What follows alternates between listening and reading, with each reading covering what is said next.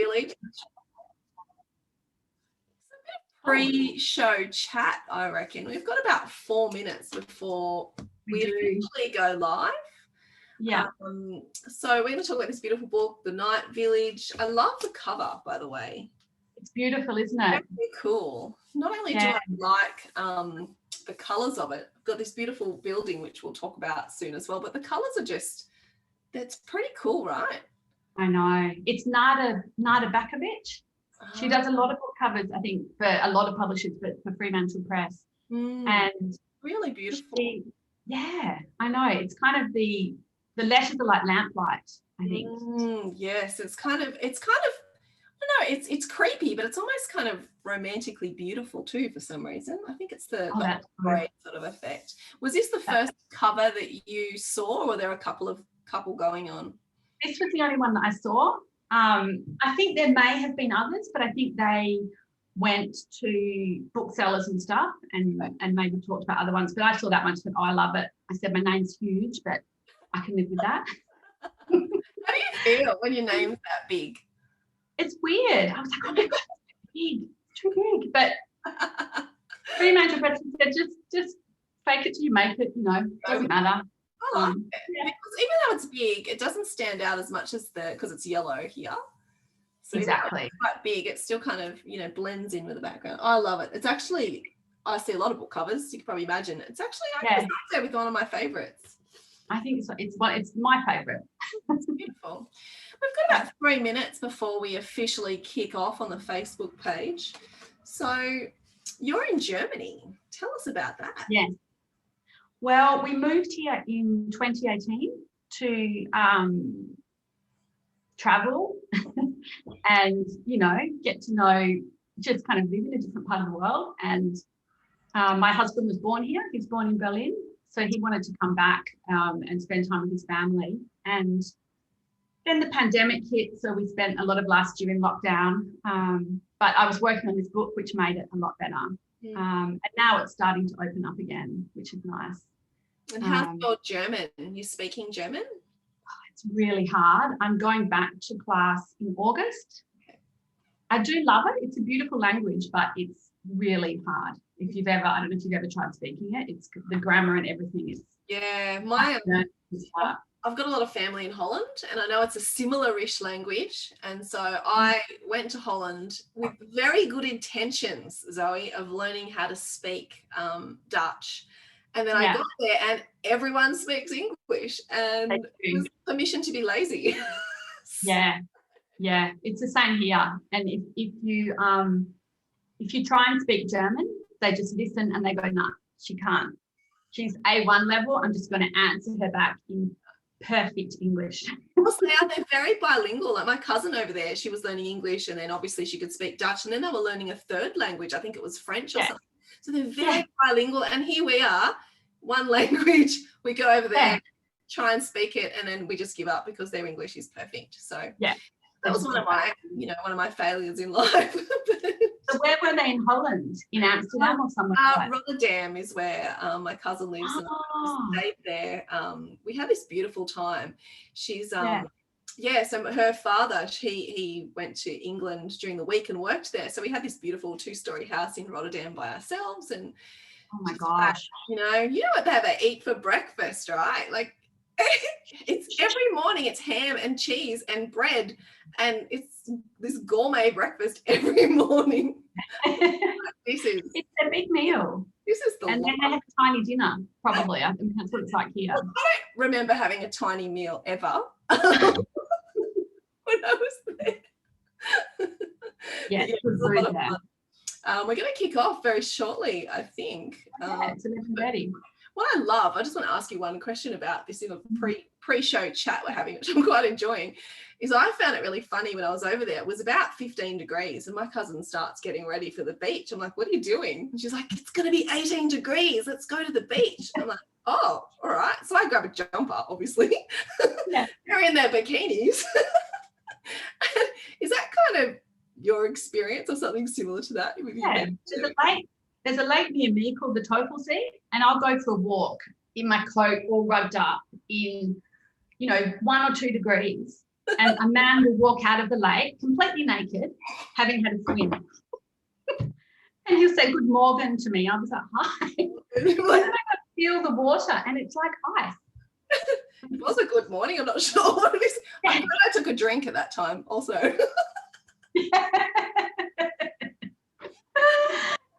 They don't. It's a different experience of cold water, I think, here. Yeah, absolutely. And just weather, like my mind was blown. I was wearing jeans and they were never bikinis. Yeah. It's like 18 degrees. I'm wearing a jumper at 18 degrees. But it's great. Like, I love going to a place and forgetting you're a tourist, and I just love living the way they live in that country, wherever that is. Like, I love doing that.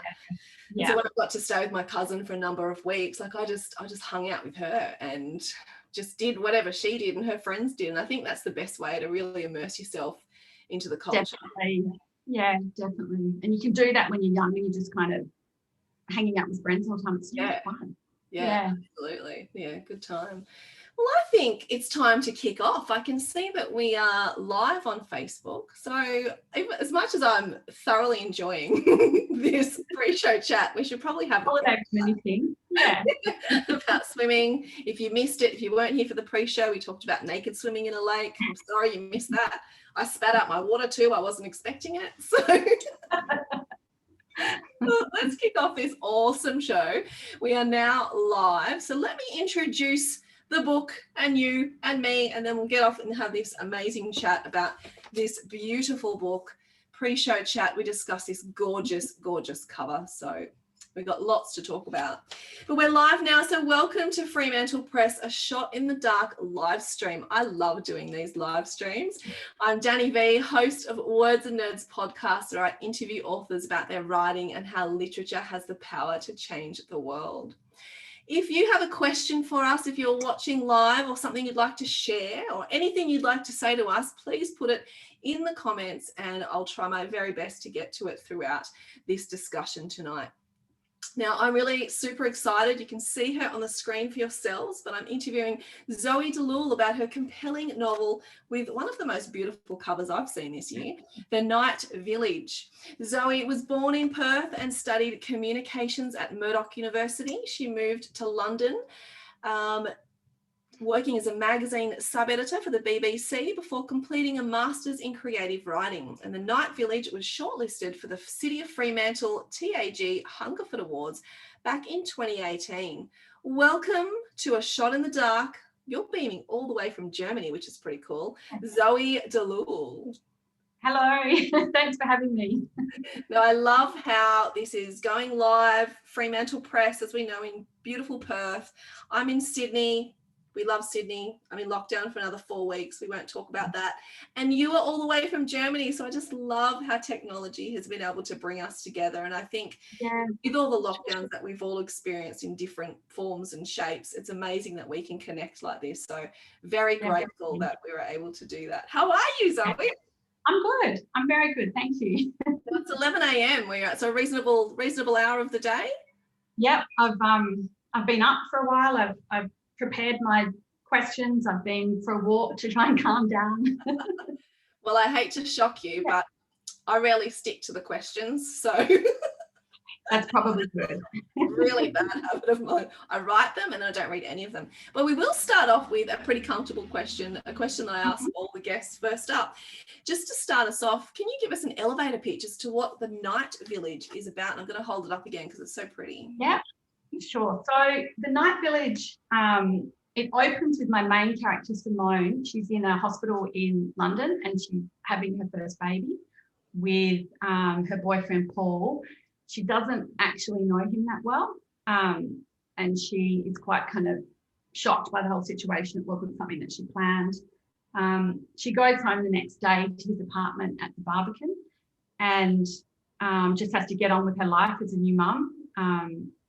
With not a lot of family support because they're obviously all back in Perth.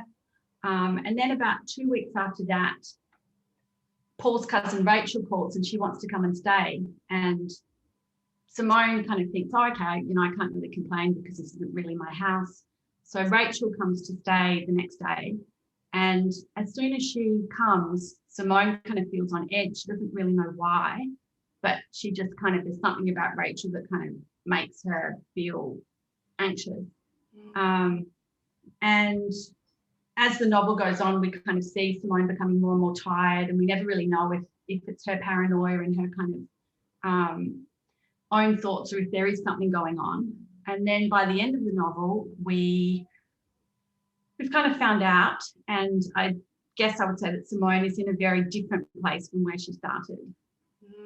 That's a great elevator pitch. And look, yes, I felt uncomfortable about Rachel being there too, but so you did a great job in proving that. There was something that really struck me about this book, and it was the honest, often brutal side of childbirth and the trauma that can follow afterwards. Why was this important for you to explore in this book?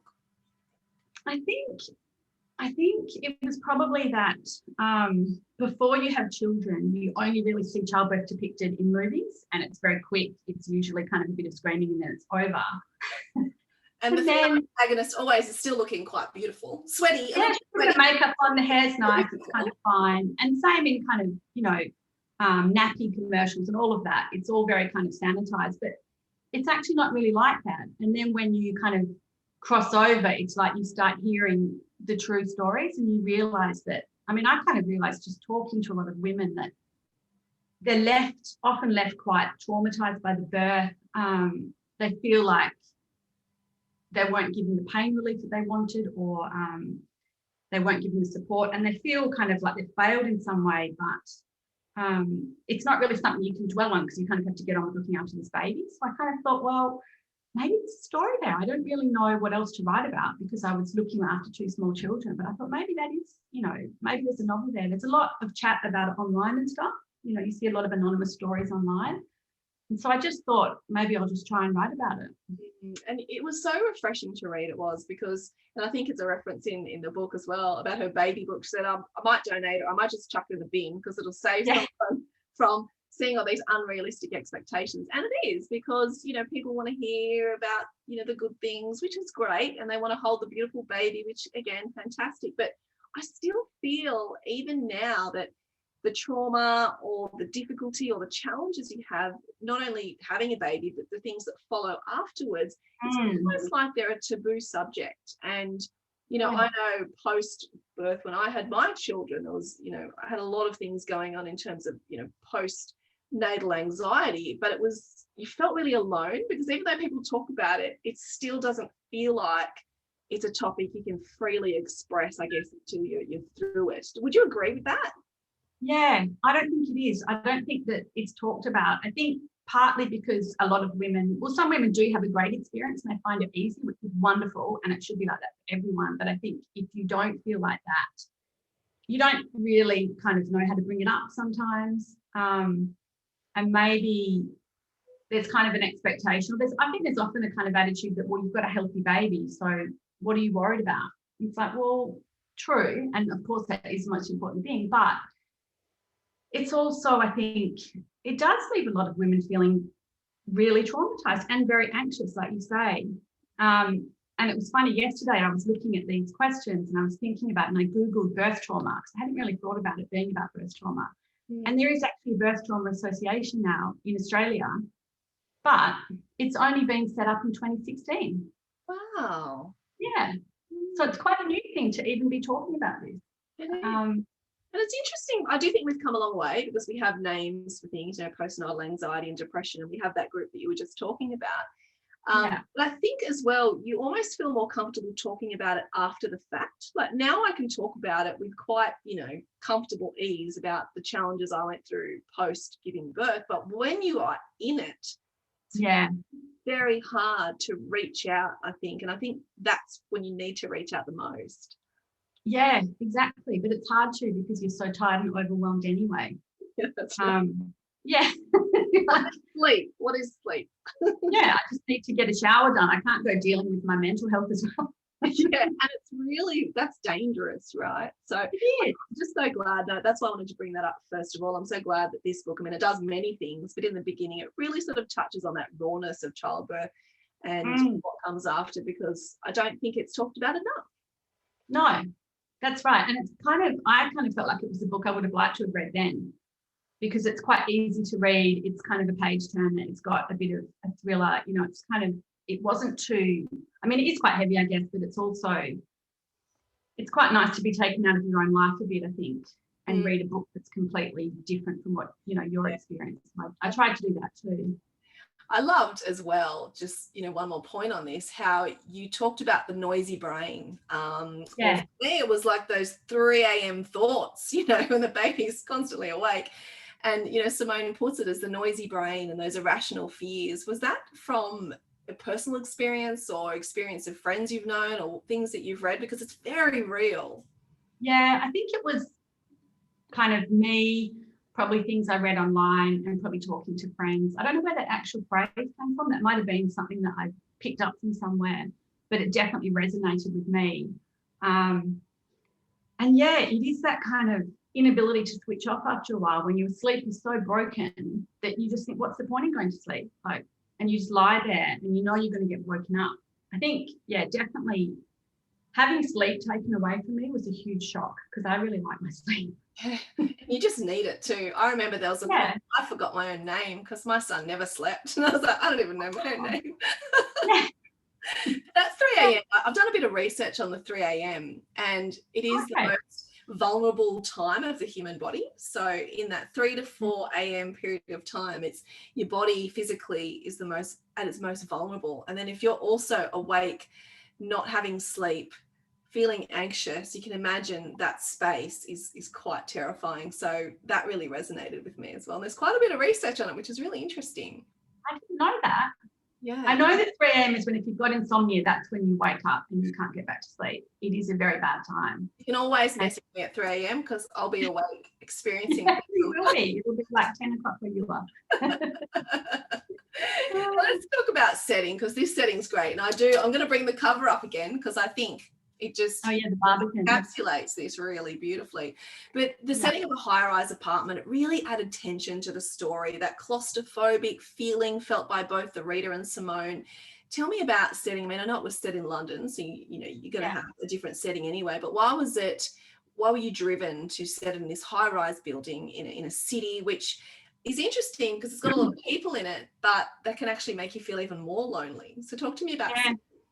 Yeah, I think, well, the Barbican is in the financial district, so it's surrounded by office blocks. So she was always looking out to kind of empty offices, which made her feel even more kind of alone. But it's a really interesting development as well, because it's got a cultural centre in the middle. And whenever you go there, you always see people running in really late for their movie or their show, because it's a very disorientating kind of development. It's got really bad signposting. It's really dark. So I kind of liked that feeling. I thought that feeling of being kind of overwhelmed and lost was really, just felt right when I first setting it there. And then the apartment, I think I don't really like being too far off the ground. I kind of have a bit of vertigo. So, and it's gotten worse since I've had children. I don't like balconies, like high up balconies. So as soon as I kind of set it there, I could kind of feel her mood. It was easy to get into her kind of headspace. I could picture myself being there. And it's also been photographed a lot, and I could go back to it, you know, on Google Maps, or just look up photos, or look at interior apartment shots on real estate websites. So it was quite easy to set it there. I could kind of get a really clear picture of it, even though I was writing in Perth. So it actually worked. It was actually really fun to write about. I love that. And just a reminder to our viewers or whoever's managing to tune in, wherever you are, if you have anything you'd like to add, a question you'd like to ask Zoe, something you'd like to ask about the book, or, you know, just something completely random, just put it in and we'll have a chat to you. That's what's great about these live streams. You can interact as well, but you'll have to interrupt us because we just, you know, keep speaking all the time. But I will try and take a break from all these questions to answer yours, or say hello to you if you're in the chat. You've lived in London, as we talked about before, and the book is set there as well. Was there anything else from living in a place that influenced the setting or the piece? Or because it almost becomes, when a setting is really important, it almost becomes a character of the novel. I think I did read a book. There's a book by an author called Russell Hoban, which is called Amaryllis Night and Day. And that book was basically all about the main character just moving around London. He catches trains, he goes to museums, he goes to a lot of pubs. And I thought it was actually really fun to read, just a character moving around a city. And I kind of thought that I wanted to kind of use that a little bit, that idea of just moving around the city. And I think with London, like I lived there before I had kids for a long time, and I always felt really safe there, I think, compared to Perth. I felt really like there was always people around. There was always night buses that could get me home. And, you know, I grew up in Perth when there was a serial killer on the loose for years. So I never, ever felt safe in Perth at night. And to move to London was just like being in heaven, because I just felt so much more kind of comfortable on my own. And then when I had a baby, it just suddenly completely changed. It was like, you just feel like you're walking around with this kind of thing that can go off at any minute. It can start crying. You've got to kind of push the pram. I didn't really know how to move it. I just felt so different. And I kind of discovered this whole new kind of map of the city in a way. So I just thought that was kind of a way of moving the story forward as well. I like that. Just kind of taking them out into London. Yeah, I like that idea. Yeah, especially feeling, you know, discomfort and feeling on edge in a city like that too. I think that really added tension as well, because I think you're always so paranoid that you're annoying people with this crying baby, but I think really no one's really that annoyed about your crying baby. I feel a bit sorry if I see a crying baby, and I don't kind of, you just kind of let them get on and pretend you haven't heard. Yeah. But yeah, when it's your baby, you feel like it's just the loudest thing in the whole world. But you just point to your own kids, you're like, it's okay, they're really noisy, I get it. Don't worry, you're doing a great job. Yeah, exactly. I know you do sometimes get women who kind of give you a bit of a yeah. Now, there's a question in the comments which I just love. We might have to unpack it. The question is breastfeeding noir really a new crime genre? And look, I hope so. I'm here for this. But tell us, what is breastfeeding noir, first of all, before we decide if it's a crime genre? This is actually, I came across this article in the Paris Review. I think it was the Paris Review. And it was someone writing about that 80s movie, The Hand That Rocks the Cradle. Yes. And yeah, she called it in this article breastfeeding noir. We should actually link to the article. And I was like, yeah, it's this genre. It's the middle of the night, you know, the characters are kind of very sleep deprived and unreliable. So yeah, I think it is Fremantle Press. Breastfeeding noir. It's very cool. And but that's what's so great about crime, right? And I've been speaking about crime a lot, and psychological thrillers, about why they resonate with people so much. And from all the conversations that I've had, we've sort of decided or come to this conclusion that, you know, isn't just set in stone. So please, you know, share your opinion with me. But crime does so much. So not only does it sometimes scare you or make you think or make you sit on the edge of your seat, but it's plot driven. But now with our crime, we really want great characters as well. So it's doing all these things. And then, like, you know, breastfeeding noir and all the other sorts of crime you've got in there, you know, your hard boiled and your psychological thriller and your thriller. There's so many genres that within the crime fiction genre that, you know, that you can explore. So I think that's why crime resonates with people. Why do you think crime resonates with others and readers so much? I actually think that if you're not into extreme sport and stuff like that, if you like being at home, then a crime thriller can make you feel really frightened, but you're not actually putting yourself in any danger. So you know when you like it, it's kind of enjoyable to get scared, but to know that you're not actually. Interesting. Maybe. Interesting. Are you a thrill seeker, Zoe? No, I don't like danger. I don't like tall buildings. I would never go bungee jumping or any of that, but I do like being at home and scaring myself with a book. Interesting. I like that's how it works. Yeah. But then there's also other people, like, you know, I've been bungee jumping and I also like crime. So yes, it appeals to everyone, right? It appeals to the being, but I do take calculated risks, I think, you know. I did bungee jumping and decided that you probably were going to be okay. I could never do that. That's amazing. So you do both. You're very extreme. Very extreme. question of the thread. Keep them coming. I love that. Have you written or experimented with any other genres? I did write a kind of more literary novel, which I tried to get published but never got published. And then I've written a little bit of poetry. I actually want to go back to poetry a bit. I'm going to do a poetry course in October online. Oh, poetry. Short stories, yeah. I write short stories. So I've definitely experimented, but I think that this is obviously the one that worked, and I would probably try and write this one again because I really enjoy it. I think, like you say, there is a lot that you can do with crime fiction. Yeah, so much. Now, question for you: who's your go-to poet? Oh, gosh, I like Liz Berry, Pascal Petit. Who else do I like? I do like Sylvia Plath. Oh, you are a woman of my own heart. If you were going to ask me that question, Sylvia Plath every time. Have you heard her reading her poems on YouTube? No. It's amazing. You hear her voice reading these poems. So if you love Sylvia Plath, even if you don't love Sylvia Plath, I suggest you Google one of her poems and she reads it. It is absolutely amazing. I'll do that after this, just to kind of everyone should do that. Let's crash the internet, listen to Sylvia Plath recite her amazing. Have you read biography? The new biography now? Yeah, there's amazingly darkness. I love it. Now, you just touched on something before. We've got another comment from the thread which we'll go to, but you just touched on something before which I love to talk about because there's honestly such a huge debate about this. So I think I want to open the can of worms, because why not, right? We're live streaming. Why wouldn't you open a can of worms?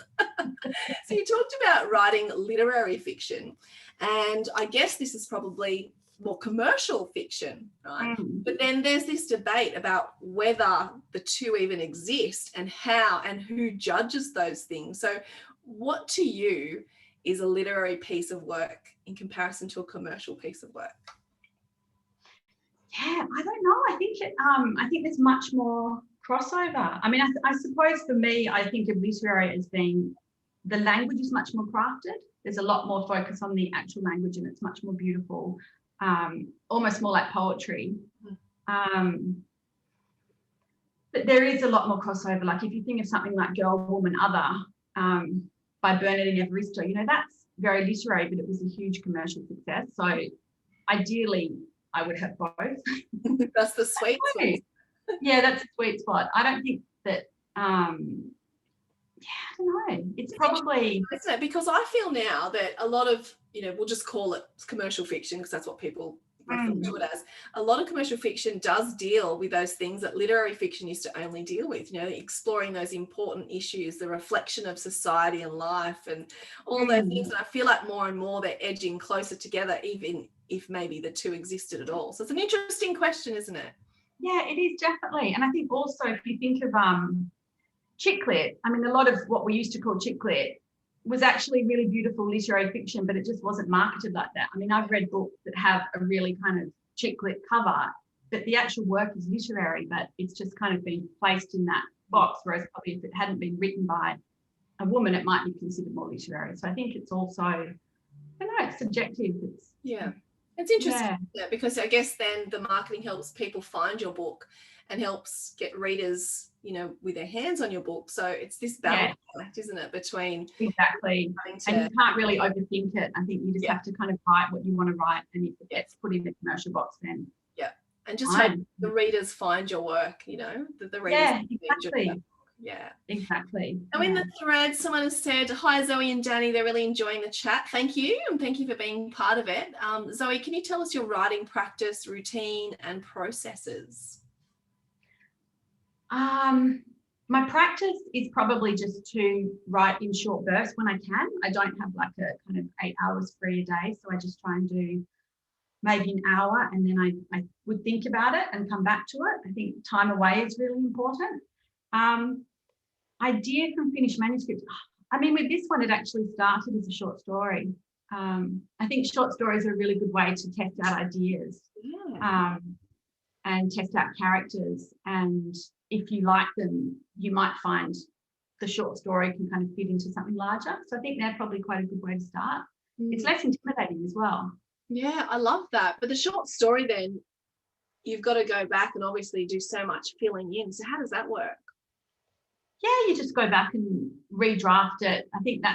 I actually like that process of bringing things, kind of smoothing things out and re-editing and reworking it. I find that bit actually more fun in some ways than trying to write from nothing.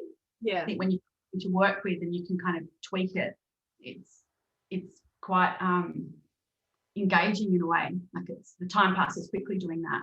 Yeah. And so the second part of that question from the thread was how does your idea go from idea to finished manuscript? And I think we sort of touched on that. So this one started as a short story, and then you kind of flesh it out, trying to put the pieces together, and then you come up with what, 70,000 words, this one? About 74 in the end. Yeah, but it did start as a short story. Yeah, it did start as a short story, and then when that was actually published in Westerly, and then I thought, oh, well, maybe maybe there is something in this. Maybe I should just keep doing this. I didn't really think that kind of childbirth was kind of necessarily something that you write a whole book about. But then once I kind of got that one little, I mean, you know what it's like in writing. If you get any kind of encouragement, you just kind of grab it. Yeah. So, absolutely. Yeah. And, just touching on that, it's a book for all readers. Like, I wouldn't say just because it deals with, the experience of childbirth that men should keep away from it, because I actually think it's really important for them to have that different perspective. And it is a crime thriller, so I think it is for everybody as well. Yeah. Even and I also called it breastfeeding noir, apparently. It is for everyone. Yeah, exactly. I actually would like to read a book about parenting from a man's point of view as well. I don't think there's enough of them. I don't think there's, I would love to read this kind of story from the other side too. Yeah. No, it's interesting because you are, we live our own experiences, but that's what is so rich about reading, is that you can dip into other people's experiences and have a glimpse of that, different perspective, which I think just makes you have a richer life, I guess, because you're living your own experience, 99.9% of the time. Yeah, exactly. Someone's chimed in here, and I love this because it's the great literary fiction commercial debate, which, love a can of worms.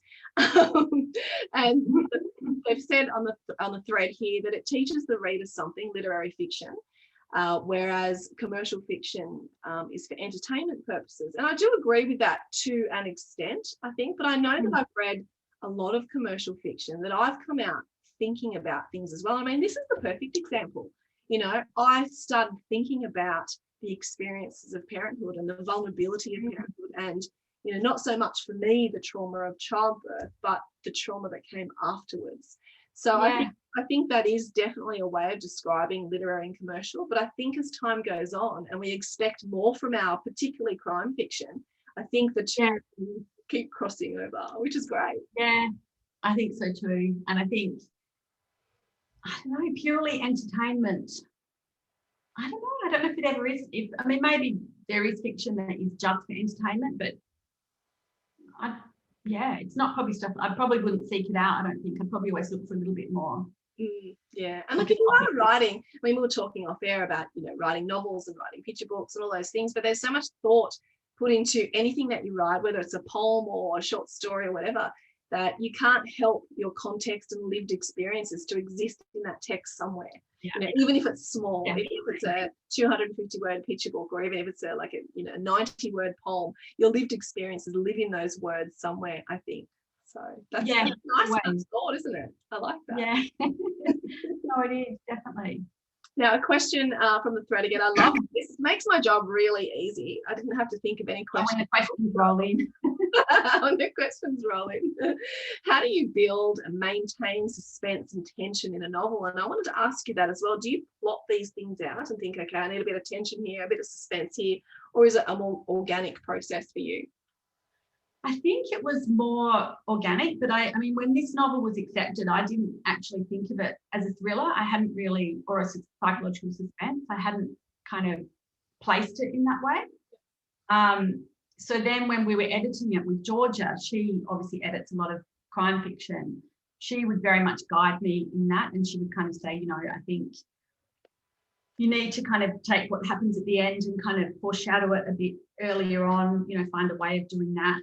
Or sometimes if there was a scene that was very tense, she would kind of flag it up and say, this is a very important scene, so I think, okay, I have to kind of bring that out more and stuff. So I think something that more comes up as you're writing and you've got a draft, then you kind of start thinking about the tension and how to build it. And often it's like just a little idea that will come later and you'll put it in when you remember and stuff. Yeah. I don't think it's something you can plot. Yeah. Yeah, it's interesting how different writers work. I've actually spoken to writers who actually plot all the beats, and that just blows my mind. I mean, I'd love to do that, because no writer's block or no problem, just go into this bit here. But I don't know, I find my brain may not work that way. My brain doesn't work that way. I would like it to as well. Yes, that'd be fantastic. And you're probably more productive as well, but no, I can't do it like that. Now, it's interesting. I've read some research about creativity. And if you tell your brain, for example, every Saturday morning at 9 a.m., I'm going to write for 2 hours, over a number of weeks, your brain sort of latches onto that and saves its creative juices for that 9 a.m. Saturday morning. Being a parent of 2 children, yourself, myself, having full-time jobs and having all these lives that we lead that are often quite busy, sometimes you aren't always able to carve that time out for yourself. But I wanted to know you said you wrote in short bursts. Yeah. Does that work for your creativity, or do you have a space? Because I know that a space as well, if you have the same space or writing nook, that can also, give you a bit of creativity. So what works for you? Or have you just had to work around when your 2 kids allow you to write? Yeah, I mean, I did kind of have I had a writing room when I was back in Australia. And then the pandemic has come and the kids have been at home for most of last year. So I did get a bit done kind of in short bursts when they were kind of homeschooling and stuff, or they did have some time at school. I don't have a writing room at the moment. This is actually my son's bedroom. But yeah, I would like all of that. I would dream of having like a writing nook and more time. But I think having too much time, I don't think would necessarily work for me either. I prefer to have lots of other stuff going on and just have the writing as a real kind of luxury and a treat when I have time, and then I make the most of it. I think you do more when you're kind of really busy. I think so too, because you think, I've got 20 minutes. I can't waste any time. I've got to get writing. So I think you're absolutely right that you might, if you have less time, you might use that time more effectively. I've heard that a lot from people. Yeah. I think that's true. And I think also I do a lot of copywriting, and that's very kind of structured. I have to think about what the client wants. So for me, fiction is just so much more enjoyable. Yeah. So I think having other work and then seeing the writing as this kind of thing that you get to do whatever you want is also really kind of motivating in a way. And you're switching from that sort of left brain, right brain thing. Yeah, and it's something you enjoy. It's not something that you think, okay, I've got to sit and write, and it's something you actually get as a reward when you've done all your other stuff.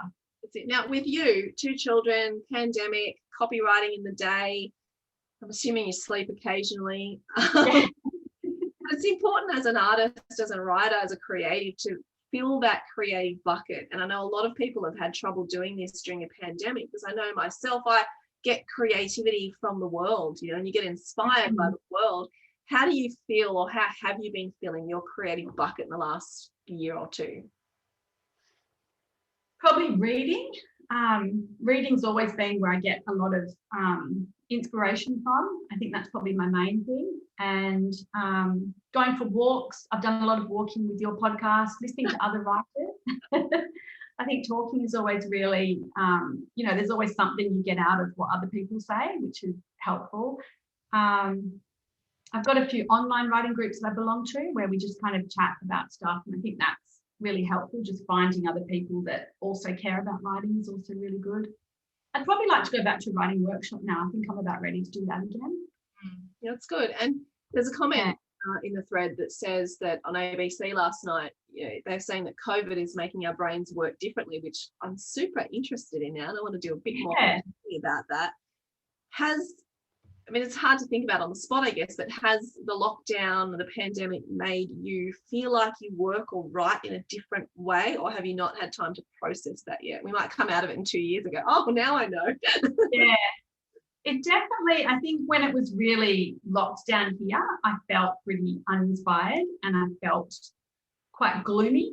And it wasn't great for writing, really. It was quite kind of, just uninspiring. And I actually I started reading for a literary journal here called Sand, which is an English language journal, and I just do some volunteer reading submissions. And the fiction editor said the submissions that they got were the weirdest ones they've ever seen. Wow. They were either really uninteresting, like people had just completely run out of ideas. Wow. Or they were really offensive. Wow, that is So I think it is definitely starting to affect people. But I don't know what we'll see. Like it'll probably be a few years before we start seeing it. Hopefully not many books about the pandemic. I don't think I can read or listen to anything else about a pandemic. No, I don't want to read anything about it. I just want to forget about it. After you hear the press conference, I don't want to hear anything about it for the rest of the day. I'm done. Yeah, exactly. Yeah. Now, I have heard, as you said, you listen to my podcast. Thank you very much for listening to the podcast. But I've heard lots of writing advice, about how you should write. And I've heard amazing things, from language to structure to finding creativity to sitting in places, that help you fill your bucket. One of the best pieces of writing advice I heard was from Trent Dalton, who said that unless you're going to put your heart and soul on the page, what's the point?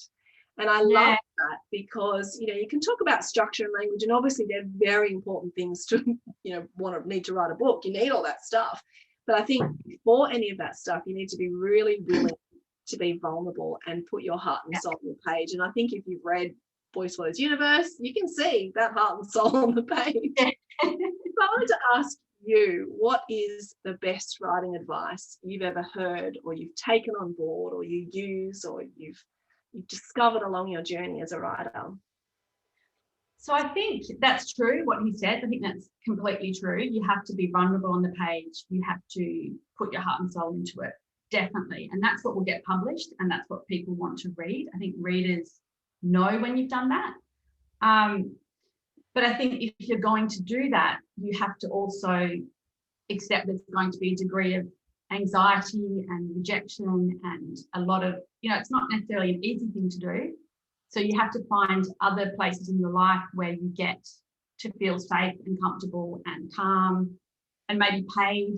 I think you need to find a balance. If you're going to do that with your writing, you also have to look after yourself in the rest of your life and find other things that kind of fill you up, because it is kind of difficult to do that. I like that. Yeah, because vulnerability is important, but you probably can't be vulnerable all the time.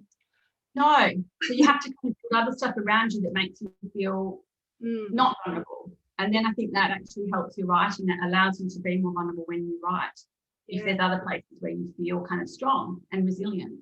That's a great point. We're going to add that to some of the best writing advice I've heard, Zoe. Be vulnerable, not too vulnerable. Have a balance. Yeah. Also weightlifting. That's an interesting one. I haven't heard that one. Weightlifting, but maybe like yoga or something that just kind of you'll center you into calm. Yeah, meditation. The meditation works for me. Yeah. Sometimes I need to meditate numerous times during the day for it to work, but hey. Yeah, I actually wanted to meditate this morning, but I didn't get time. But yeah, I might do it afterwards too. I heard this thing which really resonated with me that said, if you're too busy to do 5 minutes of meditation, you should be doing 10. So true. Right? Yeah. Right? Yeah. Now I've got a final question for you, and since you have walked around the block with my podcast in your ears, you will know that this question is coming. So I want to know, Zoe, why do you write? I think if I don't write, I start to feel like really like my brain's too full, and I get really kind of edgy. And then once I've written, I feel like I've kind of got space in my head and I kind of feel calm again. So it makes me feel good.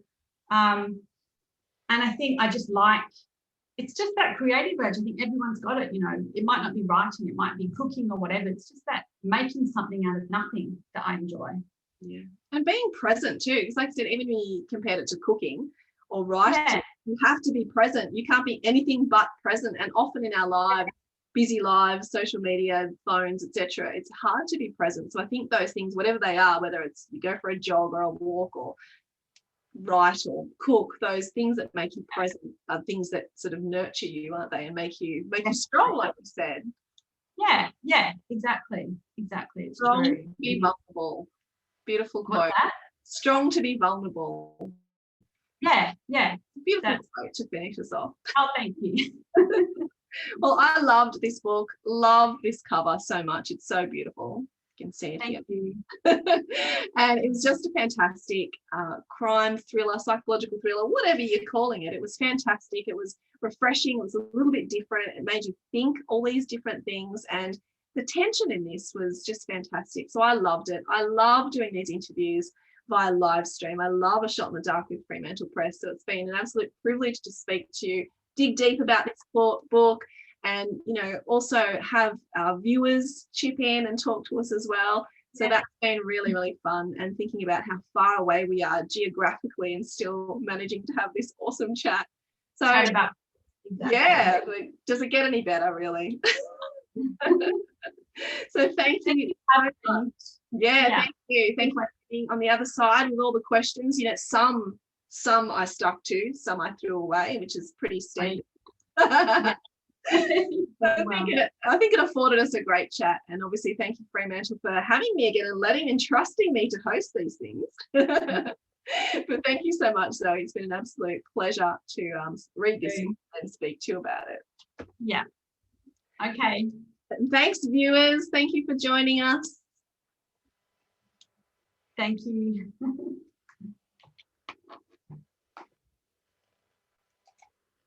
We'll have a post-show chat in case.